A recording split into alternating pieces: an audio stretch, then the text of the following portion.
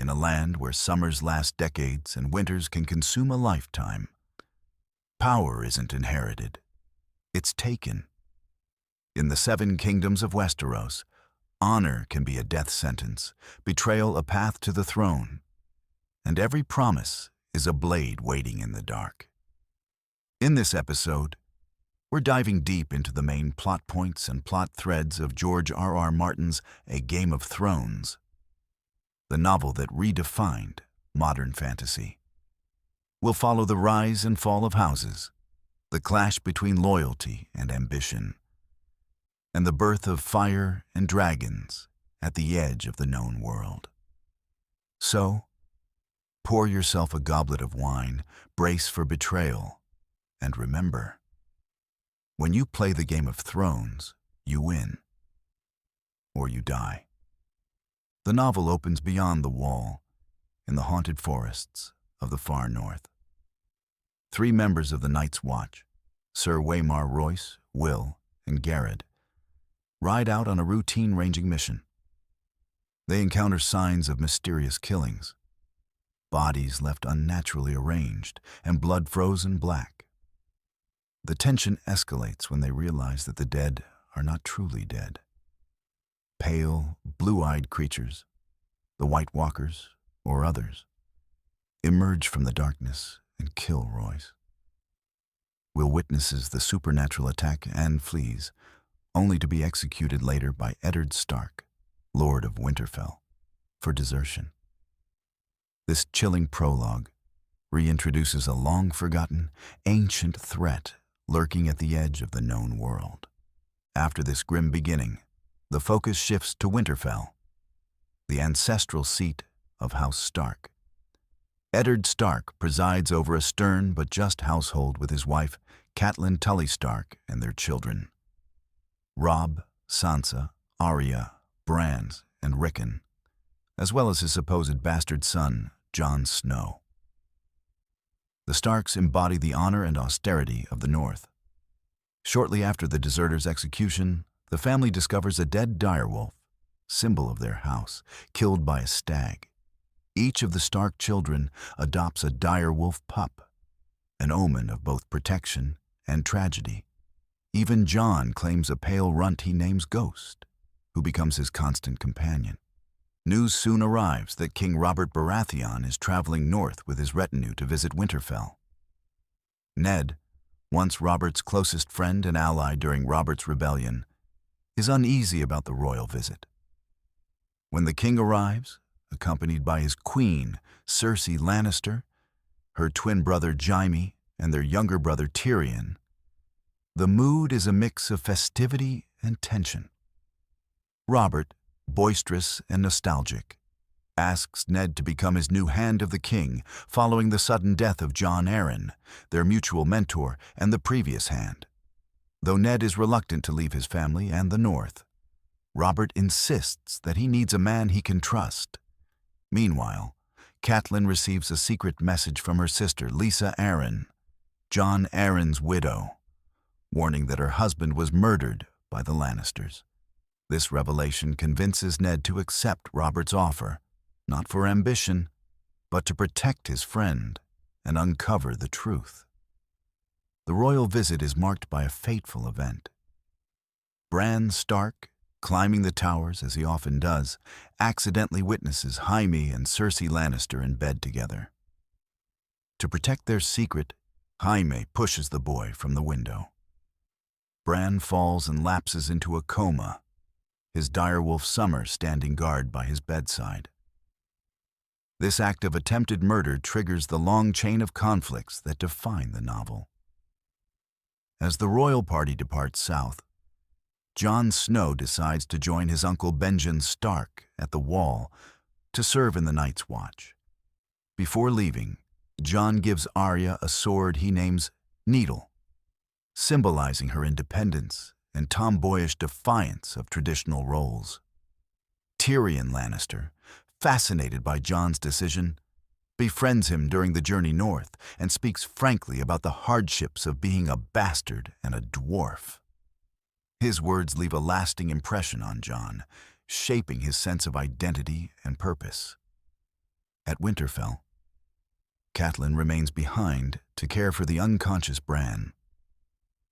Tension grows between her and the visiting Lannisters, especially after an assassin attempts to murder Bran with a Valyrian steel dagger. Catelyn and Robb thwart the attack thanks to Bran's direwolf. Catelyn, suspecting Lannister involvement, secretly travels to King's Landing to warn Ned and gather proof. Meanwhile, far across the narrow sea in Pentos, the exiled Prince Viserys Targaryen, last male heir of the deposed royal family, plots to reclaim the Iron Throne. He sells his sister Daenerys in marriage to Khal Drogo, a powerful Dothraki warlord, in exchange for an army. Daenerys, timid and submissive at first, is gifted 3 petrified dragon eggs by a merchant named Illyrio Mopatis as part of her wedding dowry. Though the eggs are considered ornamental, they foreshadow a much greater destiny.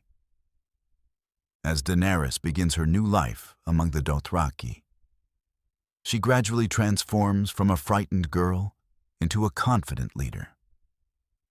She learns their language and customs and finds unexpected strength in her relationship with Drogo, who treats her with increasing respect. Meanwhile, Viserys' arrogance and impatience grow unbearable, revealing his unfitness to rule.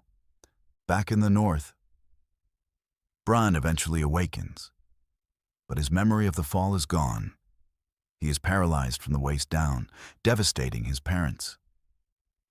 Ned, already en route to King's Landing with his daughters Sansa and Arya, remains unaware of the assassination attempt. His household stability begins to fracture in his absence. Robb assumes growing responsibility as heir. Jon begins his harsh training at the Wall, and Catelyn sets out to uncover the truth behind Bran's attack. As Eddard Stark, now the Hand of the King, travels south with King Robert and the royal entourage, his sense of unease grows. The journey to King's Landing reveals sharp contrasts between the honest austerity of the north and the decadence of the south. Tensions flare between the Stark and Lannister families. Arya and Joffrey Baratheon, Robert and Cersei's eldest son, have an altercation near the Trident River, which escalates when Arya's direwolf, Nymeria, defends her by biting Joffrey. Arya flees, forcing her direwolf to escape to avoid execution. Cersei demands retribution, and when Nymeria cannot be found, Sansa's direwolf lady is killed instead, by Eddard himself, in a gesture of grim duty. The incident deepens the rift between Stark honor and Lannister pride, and between Sansa and Arya, who are divided by their loyalties and temperaments. In the capital, King's Landing, Ned is confronted by the corruption, deceit, and moral rot of the royal court. The small council, comprised of Lord Peter Littlefinger Baelish, Lord Varys the Spy Master, Grand Maester Pycelle, and Renly Baratheon, advises the king on affairs of state, but Robert himself shows little interest in ruling. He is weary, nostalgic for his rebellion, and drowning in debt. The treasury is empty, much of it owed to House Lannister, giving Cersei's family significant leverage. Ned quickly realizes that the court is a nest of competing interests, all vying for influence over the throne. Meanwhile, Jon Snow arrives at Castle Black, the primary fortress of the Night's Watch. The romanticized image he once had of the Watch quickly dissolves. Rather than a noble brotherhood, he finds a struggling, ragged institution composed mostly of criminals, rapists, and outcasts. The wall itself is an immense sheet of ancient ice stretching hundreds of miles, separating civilization from the wild lands beyond. Jon's skill with the sword and noble upbringing earn him resentment from his fellow recruits. But under the guidance of Lord Commander Jorah Mormont and Maester Aemon, Jon begins to adapt. His friendship with Samwell Tarly, a cowardly but gentle nobleman, teaches him compassion and leadership. Jon also begins to hear unsettling reports from rangers returning from the north. Dead men found wandering and strange lights seen in the haunted forest. His uncle Benjen Stark leads a ranging mission beyond the wall and does not return, adding to Jon's growing sense of unease and duty. Back at King's Landing, Ned investigates the mysterious death of Jon Arryn, who was the Hand before him. His inquiries into Arryn's final movements lead him to question the royal lineage. Arryn had been visiting the blacksmith shops of the city, taking a particular interest in a talented apprentice boy. With the help of Littlefinger and Varys, Ned learns that Arryn was investigating the true parentage of Robert's children. Ned soon discovers what Arryn learned too late. None of Queen Cersei's children are Robert's. They are the result of her incestuous relationship with her twin brother, Jaime Lannister. This secret, if revealed, could destroy the Lannisters and destabilize the realm. While Ned gathers evidence, Catelyn Stark secretly arrives in the capital. She meets with Littlefinger, who once courted her in their youth and still professes affection for her. Littlefinger tells her that the Valyrian steel dagger used in the attempt on Bran's life once belonged to Tyrion Lannister. Catelyn, believing this implicates him, departs the city to return home. On her journey north, by coincidence, she encounters Tyrion at an inn along the King's Road. Acting on impulse, she calls upon the loyalty of her father's bannermen and arrests Tyrion, accusing him of attempted murder. This rash act will have profound consequences, setting the Starks and Lannisters on an irreversible collision course. Back in Pentos and across the Dothraki Sea, Daenerys Targaryen embraces her new identity as Khaleesi, wife of Khal Drogo. Her confidence grows as she learns to ride and to command respect among the Dothraki. She becomes pregnant, and her growing authority infuriates her brother Viserys, who still imagines himself a king. His arrogance leads to repeated humiliations, culminating in his death. After threatening Daenerys in Drogo's presence, the Khal pours molten gold over his head, a crown for a king. With Viserys gone, Daenerys becomes the last surviving Targaryen heir. Her bond with Drogo deepens, and she begins to dream of returning to Westeros, not as her brother's pawn, but as a conqueror in her own right. At Winterfell, Robb Stark assumes growing responsibility in his father's absence. Bran, now confined to a chair, begins experiencing strange dreams of a three-eyed crow, which seems to call him toward deeper understanding of himself and the world beyond the ordinary. These dreams mark the first stirrings of Bran's mystical destiny, linking him to the supernatural forces north of the Wall. Farther north, Jon Snow begins to find purpose within the Watch. When his friend Samwell Tarly is bullied, Jon intervenes, earning Sam's gratitude and Mormont's approval. Despite the Watch's strict rule forbidding attachment, Jon's stark sense of honor and family remains central to his identity. When word reaches him that his father has accused the Queen of treachery, Jon's loyalties are tested. But he remains at the Wall, bound by his oath. In the capital, Ned's position becomes increasingly precarious. Robert, planning to hunt in the Kingswood, appoints Ned as regent during his absence. Ned, realizing the danger to Robert's life from Cersei's scheming, confronts her directly, revealing that he knows the truth about her children. He urges her to flee with them before Robert learns the truth, believing it an act of mercy. Cersei, cold and confident, warns him that when you play the game of thrones, you win or you die. As the king departs on his hunt, the conspiracy tightens. Littlefinger pretends to ally with Ned, promising him the loyalty of the City Watch but he is already plotting his betrayal. At the Wall, Jorah Mormont receives grim tidings. The dead have begun to rise. 2 corpses brought back from the forest reanimate and attack, proving that something unnatural is stirring beyond the Wall. Jon saves Mormont's life during the attack, earning him the commander's gratitude and the gift of Longclaw, a Valyrian steel sword. The Night's Watch begins preparing for a great expedition into the wilderness to discover what is happening to their rangers. Back in King's Landing, tragedy strikes. Robert is mortally wounded by a boar during his hunt, a death later suspected to have been arranged or hastened by Cersei. On his deathbed, Robert dictates a will naming Ned as protector of the realm until Joffrey comes of age. But Ned deliberately writes the rightful heir instead of naming Joffrey, knowing he is illegitimate. After Robert's death, Cersei acts quickly.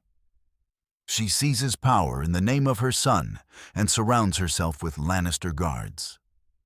Ned, trusting in Littlefinger and the City Watch, moves to challenge her authority. But his trust is misplaced.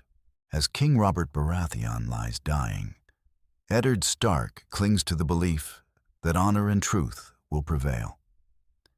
He dispatches a letter to Robert's elder brother Stannis Baratheon, informing him that Joffrey is not Robert's true-born son, and that he, Stannis, is the rightful heir. Ned hopes to preserve order through lawful succession, but his faith in the system of oaths and loyalty blinds him to the ruthless pragmatism of the Southern Court.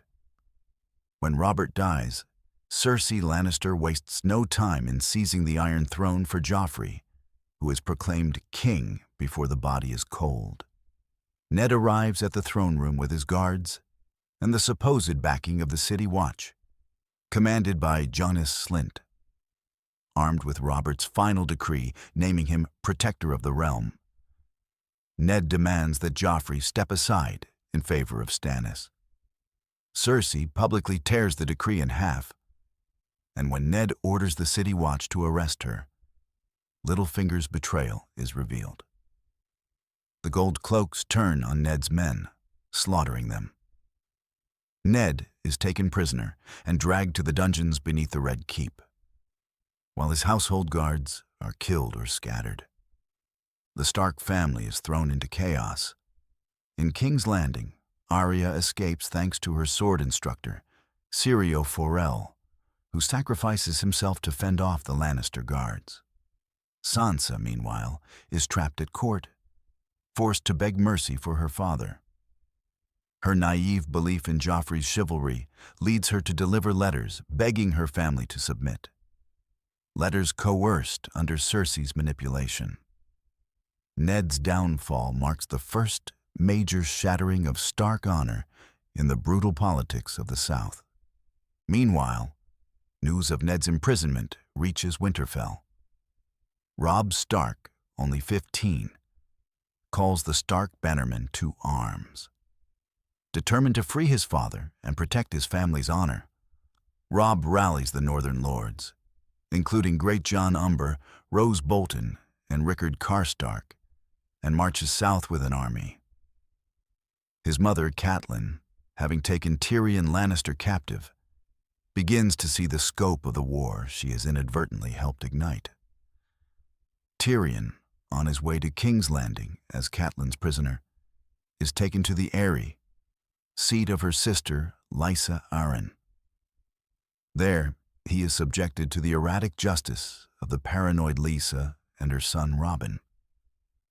Tyrion's sharp wit and cunning enable him to demand a trial by combat, choosing the sellsword Bronn as his champion. Bronn defeats Lysa's knight, freeing Tyrion. His escape marks the beginning of his own journey toward self-determination and political significance. As the War of the Five Kings brews, the Lannisters respond to Tyrion's capture with violence. Lord Tywin Lannister, the cold, calculating patriarch of the family, mobilizes his armies under his banner and that of Sir Gregor Clegane, the Mountain. ravaging the riverlands in reprisal. Villages burn, peasants are slaughtered, and chaos spreads through the realm. Catelyn, realizing the scale of destruction, rides to join her son's army and counsel him as war becomes inevitable. Meanwhile, far away across the narrow sea, Daenerys Targaryen's life takes a dramatic turn. Pregnant and revered as the Khaleesi, she urges Khal Drogo to fulfill his promise to conquer Westeros. At first reluctant, Drogo changes his mind after a drunken Westerosi merchant insults Daenerys. Drogo vows to invade Westeros and give her the Iron Throne. Yet this triumph quickly turns to tragedy.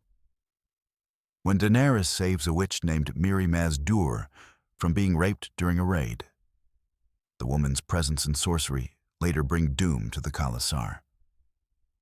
After Drogo is injured in a skirmish, the wound festers, and Mirri's healing magic leaves him alive, but catatonic, neither living nor dead. Daenerys, realizing that her husband's spirit is gone and that his people have abandoned her, smothers him with a pillow and prepares for her transformation from Khaleesi to something greater. Back in Westeros, Robb Stark's host marches south. He wins early victories, capturing Jaime Lannister in a surprise attack at the Whispering Wood and defeating Tywin's vanguard near the Green Fork. Jaime is imprisoned, giving the Starks leverage. But Tywin remains a dangerous and calculating opponent. Robb's success earns him the loyalty of many northern and river lords, and for the first time, the possibility of independence from the Iron Throne arises. In King's Landing, Tyrion, having escaped the Vale, rejoins his father's army. Despite Tywin's contempt for him, Tyrion's intelligence is acknowledged, and he begins to grow into his role as a pragmatic strategist. He forms an unlikely alliance with a sellsword company known as the Mountain Clans, promising them wealth and status in exchange for their loyalty. Meanwhile, Jon Snow, still at Castle Black, learns of his father's imprisonment.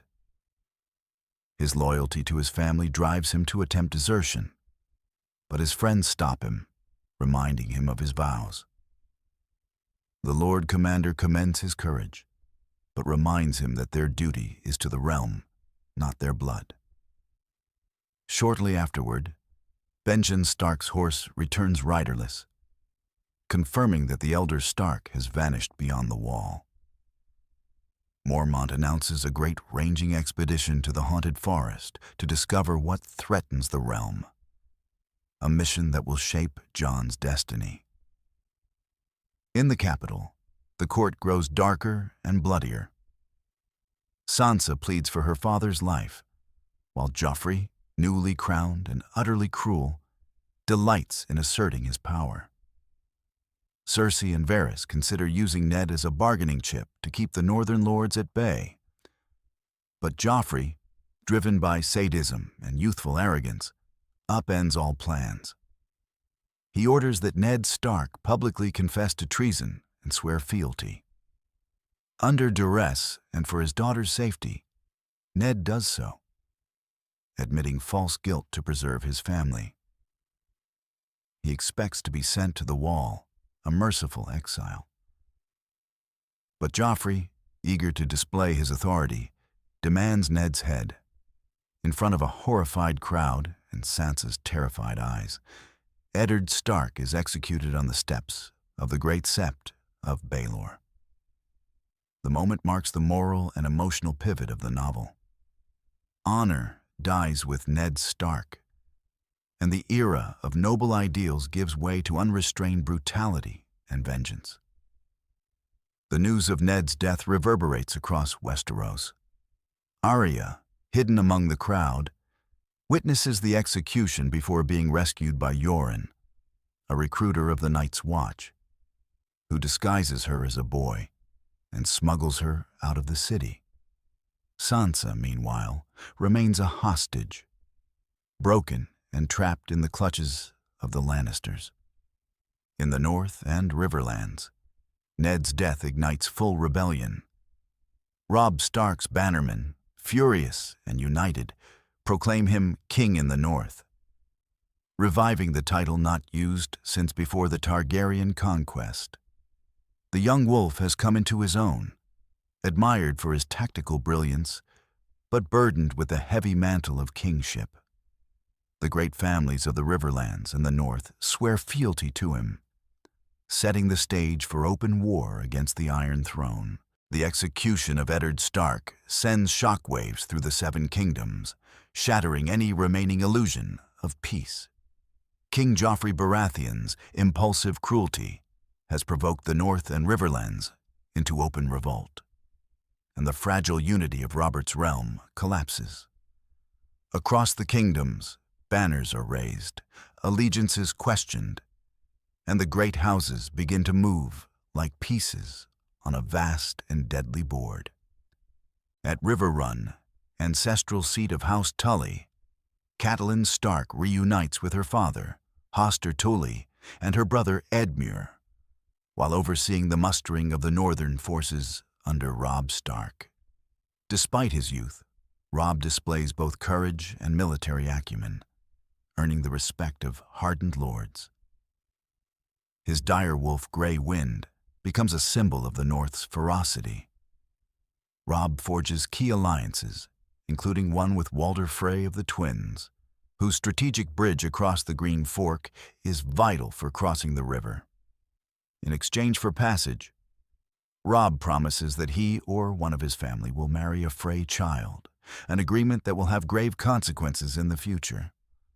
After crossing the river, Robb leads a daring ambush at the Whispering Wood, capturing Jaime Lannister, the Kingslayer.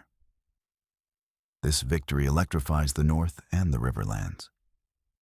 Jaime's capture grants Robb immense leverage. He now holds the brother of Queen Cersei and the most renowned knight in Westeros as his prisoner. At Riverrun, Catelyn confronts Jaime, demanding to know why he tried to murder her son Bran. Jaime, ever mocking, admits to the act without remorse and coldly reveals the incest that produced Cersei's children. Catelyn, horrified, begins to grasp the depth of Lannister corruption and the personal nature of their enmity. In the aftermath, Robb's lords declare him king in the North, a title not claimed since Torrhen Stark bent the knee to Aegon the Conqueror centuries before. The North's secession from the Iron Throne is complete. Though Catelyn warns that independence will invite endless war, the Northern lords, driven by vengeance and pride, unite behind the young wolf. While Robb wins victories in the field, Tyrion Lannister returns to his father Tywin's camp at Harrenhal. Tywin, though disdainful of Tyrion, recognizes his sharp mind and names him acting hand of the king, sending him to King's Landing to rein in Joffrey's excesses and restore order. This marks a turning point for Tyrion. Mocked and dismissed for most of his life, he now wields genuine power. Upon arriving at the capital, Tyrion immediately finds chaos. Joffrey's cruelty and Cersei's arrogance have alienated both the court and the city's populace. Tyrion begins to stabilize the regime through cunning political maneuvering. He removes corrupt officials, places loyal men in key positions, and cultivates informants among the small folk. He allies himself carefully with Varys, Littlefinger, and even Grand Maester Pycelle, playing them against each other to maintain control. Tyrion's governance contrasts sharply with his sister's. Where Cersei rules by fear and ego, Tyrion uses intelligence and strategy. He also begins to see the consequences of his family's actions, growing uneasy with Joffrey's sadism and the brutal realities of Lannister rule. Though often cynical, Tyrion possesses a rare compassion for the weak and marginalized, and his time as Hand deepens his complexity as both a Lannister and an outcast. Catelyn, mourning Ned's death but driven by duty, takes on the role of diplomat and strategist for Robb's cause. She travels between lords to secure alliances, attempting to balance the fiery northern warlords with the pragmatic river lords. The war, however, begins to strain even the victors. Supply lines are long, the enemy numerous, and loyalties uncertain. Catelyn negotiates with Renly Baratheon, Robert's younger brother, who has also declared himself king, as has Stannis Baratheon from Dragonstone. The kingdom is fracturing under the weight of too many crowns. Though Catelyn seeks peace, the momentum of vengeance and ambition overwhelms her efforts. At the Wall, the Night's Watch gathers strength under Lord Commander Jorah Mormont. The corpses of 2 dead rangers have already shown signs of reanimation, their eyes glowing blue with unnatural life. The Watch realizes the threat of the White Walkers is real, though few understand its scale. Mormont announces a great ranging north of the Wall to discover what has become of the missing rangers, including Benjen Stark, and to learn the truth behind the growing darkness. Jon Snow, now Mormont's personal steward, accompanies the expedition. Though initially disappointed to serve in what he sees as a menial role, Mormont explains that Jon is being trained for leadership. Jon's experiences, witnessing the decay of the Watch, the desolation of the far north, and the hints of ancient evils stirring in the cold, begin to harden him from boy to man. The camaraderie among his brothers, especially with Samwell Tarly, deepens as they confront dangers that dwarf the politics of the South. South of the Wall, Arya Stark, disguised as a boy named Arry, travels north with Yoren of the Night's Watch and a group of recruits. The journey is perilous. Roads are overrun by soldiers and bandits as the realm descends into chaos. Arya hides her identity while witnessing firsthand the brutal suffering of ordinary people in wartime. Burned villages, starving peasants, and men turned to killers. These experiences strip away her innocence and begin shaping her into a survivor. When Lannister soldiers ambush the group near the God's Eye, Yoren is killed and Arya is captured alongside other children. They are taken to Harrenhal, where she endures the sadistic rule of Gregor Clegane. There, she meets a mysterious prisoner named Jaqen H'ghar, whose gratitude for her help will later prove significant. Arya's growing resilience, stealth, and moral toughness foreshadow her transformation from a lost girl into a deadly force in the conflicts to come. As word of Ned Stark's death spreads, the 7 kingdoms fracture fully. Joffrey Baratheon, backed by the Lannisters, rules from King's Landing. Stannis Baratheon, invoking his brother's will and claiming Joffrey's bastardy, declares himself the rightful king. Renly Baratheon, charismatic and popular, proclaims himself king as well, supported by the powerful house Tyrell of Highgarden. Balon Greyjoy, on the Iron Islands, begins plotting his own rebellion. Robb Stark rules as king in the north. In the east, Daenerys Targaryen begins her rebirth. The political map of Westeros is in ruins. The realm Robert united through rebellion has splintered into a half-dozen warring kingdoms, each vying for supremacy. The Game of Thrones is no longer a metaphor, but a literal struggle for power that consumes all. Meanwhile, across the narrow sea, Daenerys Targaryen, widowed and destitute after Drogo's death, faces her darkest hour. Her Khalasar has abandoned her, and the loyal few who remain are starving in the Red Waste. Yet Daenerys refuses to yield. She confronts Mirri Maz Duur, who admits that her magic was vengeance for the Dothraki's slaughter of her people. In a haunting act of retribution and transformation, Daenerys orders a great funeral pyre for Drogo. She places the witch and her 3 dragon eggs into the flames and walks into the fire herself, proclaiming her destiny. At dawn, the pyre has burned to ash, but Daenerys stands unharmed, her clothes consumed, her hair singed, and 3 living dragons clinging to her shoulders. The creatures, long thought extinct, have been reborn through her. Her followers kneel, hailing her as Mother of Dragons. This miraculous event closes the circle of the novel, reawakening the ancient magic of the world and signaling that Daenerys has become a true player in the Game of Thrones. Nachomo, not as a pawn, but as a queen. With Eddard Stark executed and the kingdom fractured, the 7 kingdoms descend fully into open war. The first novel ends not with resolution, but with the sense of vast forces, political, moral, and supernatural, set in motion, reshaping the world from both ends of the map, the frozen north and the burning east. Following the proclamation of Robb Stark as king in the north and Riverlands are united in a common cause: vengeance and independence. Yet Robb's ascension brings not triumph, but the crushing weight of responsibility.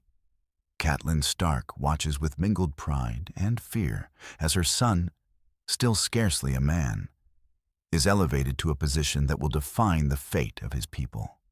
Robb's victories, particularly his defeat of the Lannisters at the Whispering Wood, secure his reputation, but the political realities surrounding him are precarious.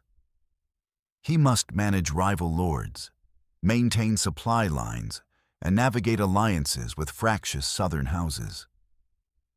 The Frey alliance, sealed by his promise of marriage, hangs over him as both a tactical necessity and a moral chain. Catelyn acts as both diplomat and conscience, urging her son to negotiate peace if possible.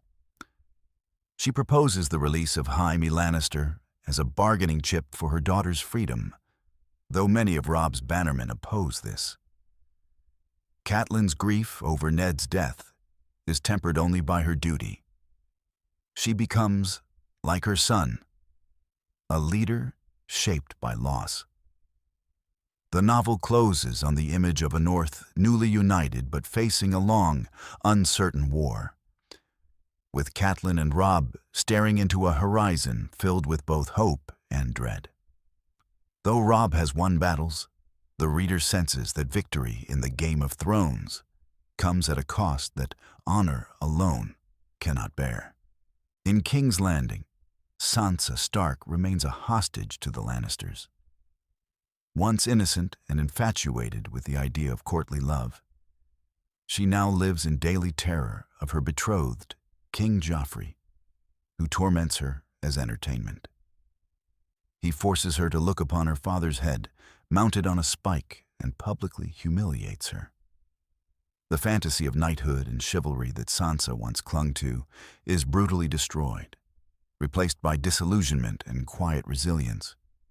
Despite her trauma, Sansa begins to learn subtlety and caution. She conceals her hatred and pretends obedience, traits that mark the beginning of her transformation from a naive girl into a political survivor.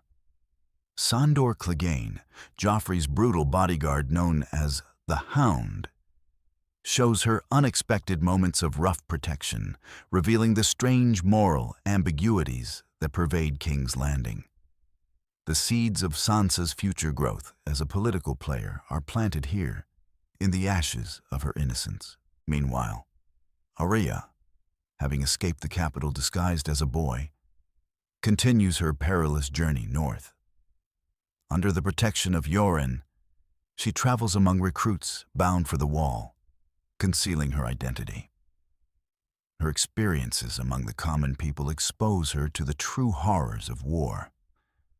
Violence without honor, suffering without purpose. When their group is ambushed by Lannister forces, Arya's life becomes a series of harrowing encounters that strip her of any illusions. Captured and taken to Harrenhal, she witnesses unspeakable brutality under Ser Gregor Clegane and other Lannister officers. There she encounters Jaqen H'ghar, a mysterious assassin who owes her a debt of 3 lives. Arya chooses his victims strategically, discovering the power of death and justice intertwined. By the end of the novel, Arya's sense of purpose begins to harden into something darker. A list of names, a creed of vengeance.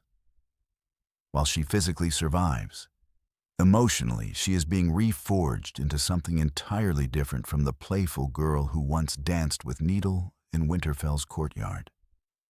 At the Wall, Jon Snow learns of his father's death and his brother's new title. Overcome with rage and grief, he attempts to desert the Night's Watch to join Robb's war. His brothers stop him, reminding him of his vows to take no part in the wars of the realm, to hold no lands, father no children, and wear no crowns. Torn between blood and oath, Jon finally accepts that his duty lies with the Watch, not his family. Jon's commander, Jorah Mormont, recognizes his turmoil, but entrusts him with greater responsibility. When Mormont's chambers are attacked by a reanimated corpse, one of the dead rangers returned as an undead wight, Jon saves the commander's life by burning the creature.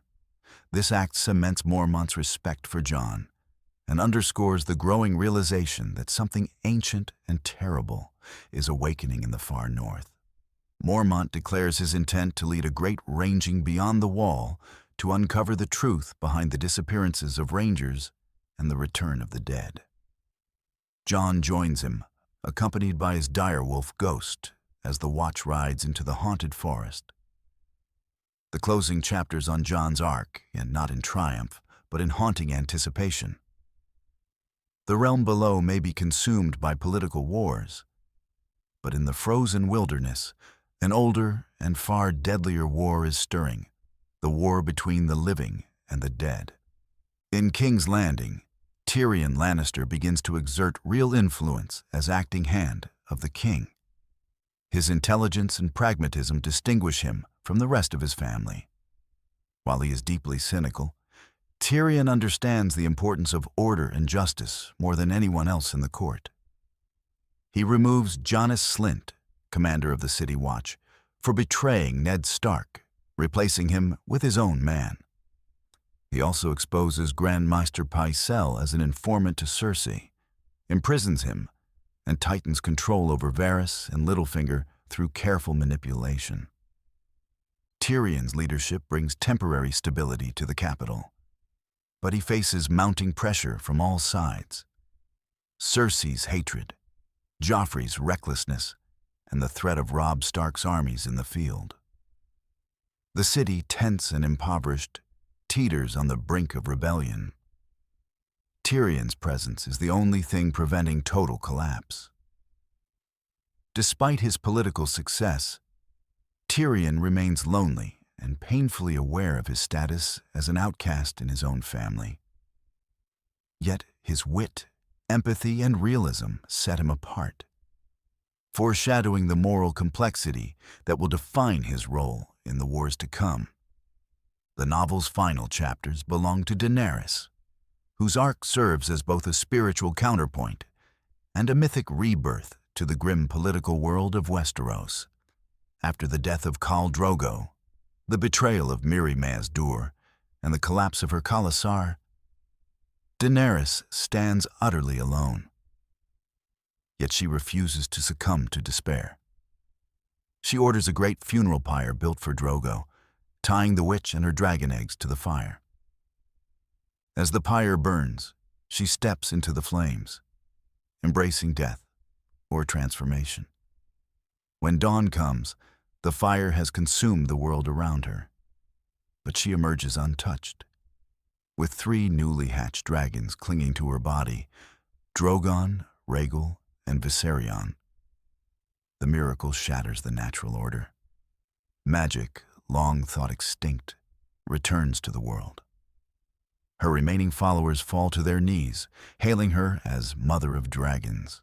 This moment, luminous and symbolic, mirrors the novel's very first scene.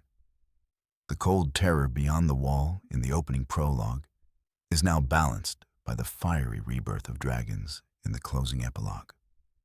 Ice and fire, death and life, the old world and the new, are the twin poles of Martin's vision. Daenerys, no longer a pawn of her brother's ambitions, is reborn as a sovereign in her own right. Standing amid the ashes of her old life, she represents both the culmination and the renewal of power. While Westeros tears itself apart through greed and treachery, true majesty and destiny awaken across the sea. Her final words, ordering her followers to prepare for the future and nurture the dragons, close the novel on a note of awe and transformation. The age of dragons, long thought dead, has returned, and with it, the balance of the world begins to shift. By the novel's end, Martin has reshaped the fantasy genre itself.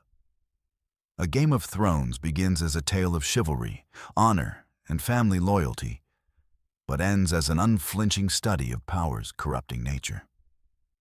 The death of Eddard Stark is the moral keystone. A man of absolute honor, destroyed in a world that values cunning over virtue. His children's scattered fates illustrate the fragmentation of that honor. Sansa learns deceit. Arya learns vengeance. Robb learns the burden of kingship. And Jon learns duty beyond blood.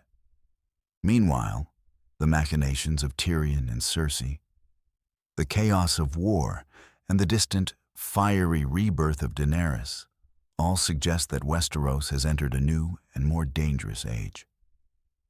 The White Walkers in the north and the dragons in the east serve as two ends of an epic spectrum, forces of death and rebirth that will one day converge. The first book closes with two visions of fire, one metaphorical, one literal. In King's Landing, the fires of war and revenge spread unchecked. In the east, true fire, dragon fire, returns to the world. Between them lies the frozen wall, where another kind of fire, that of courage and brotherhood, flickers against the encroaching dark. The story continues in Book 2 of A Song of Ice and Fire, A Clash of Kings. Please like, comment, share, and subscribe for more videos.